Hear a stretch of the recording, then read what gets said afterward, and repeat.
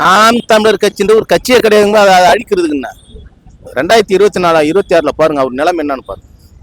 அவன் ஒரு கைக்கூலி, அவன் பிஜேபியோட கைக்கூலி.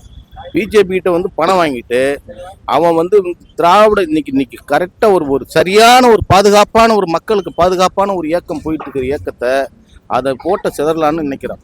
அது ஒரு காலமும் நடக்காது.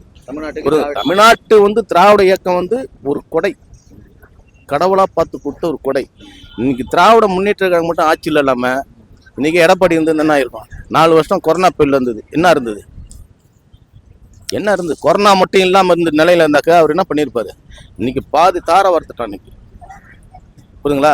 இதையெல்லாம் கட்டி காப்பாத்து இன்னைக்கு ஒரு தமிழ் இனம், தமிழர்கள், தமிழ் மரபுகள், தமிழ் கலாச்சாரம், தமிழ் ஒரு இனம் இன்னைக்கு தலை நிமிந்து வருதுன்னா அது திராவிட முன்னேற்ற கழகத்தினுடைய தலைவரும் தமிழ்நாடு முதலமைச்சரும் மு.க. ஸ்டாலின் தான். மற்றபடி சீமான்லாம் இந்த நாட்டில் எதுக்குமே புண்ணே இல்லாத ஒரு புண்ணாக்கம்.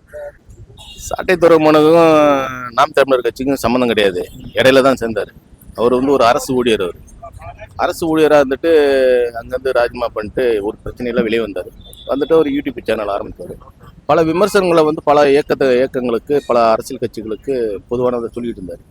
இப்போ அந்த இடத்துல சீமானையும் அவர் விமர்சனம் பண்ணிட்டு தான் இருந்தார். அப்போ திரும்பி திமுக சார்ந்தவங்களும் பண்ணும்போது ஏதோ ஒரு வகையில் உள்ள அரசாய் உள்ளே போய் வந்தார்.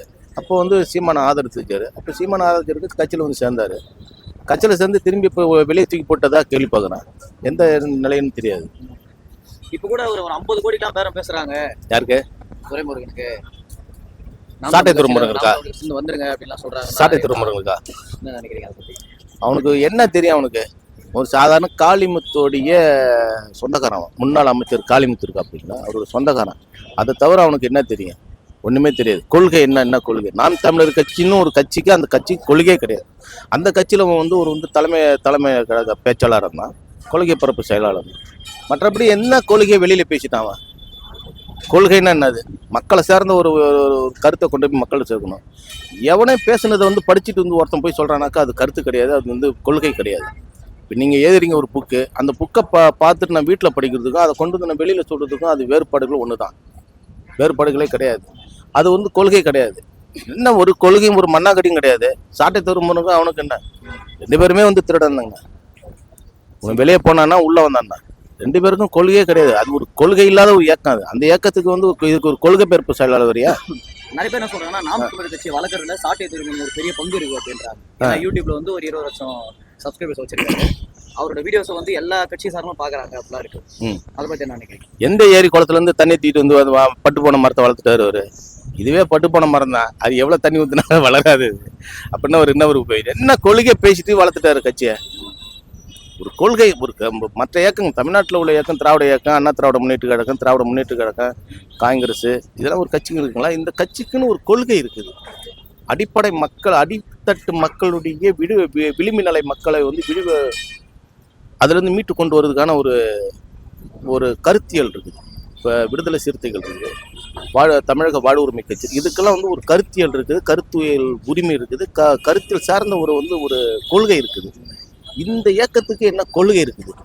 என்ன நீ கொள்கை மக்கள்கிட்ட சொல்லி நீ சொல்லியிருக்க? அதனால என்ன விழிப்புணர்வாக இருக்குது? எங்கேயோ ஒரு போராட்டம் நடக்கும், வாலென்றா நீயே போயிட்டு அந்த போராட்டத்தில் கலந்துக்குவேன். அங்கே சும்மா இருக்கிற மக்களை தூண்டி விட்டு வந்துடுவேன்.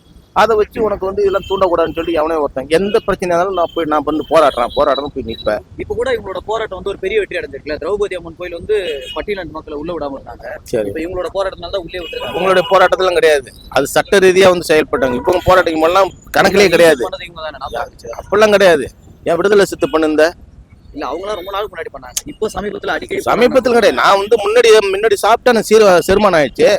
நான் இப்போ சாப்பிட்றேன். நான் சாப்பிட்டதுமே உடனே சாப்பிட்டா தானே எனக்கு போதுமானதாலன்னு தெரியும். அங்கே ஒரு நிகழ்வு ஏற்பட்டதுமே அடுத்த செகண்டே போயிட்டு அடுத்த நொடியே போயிட்டு போராட்டம் பண்ணி அதுக்கான தீர்வு கண்டுட்டாங்க. விடுதலை சிறுத்தைலாம் கடுமையான போராட்டம் பண்ணாங்க.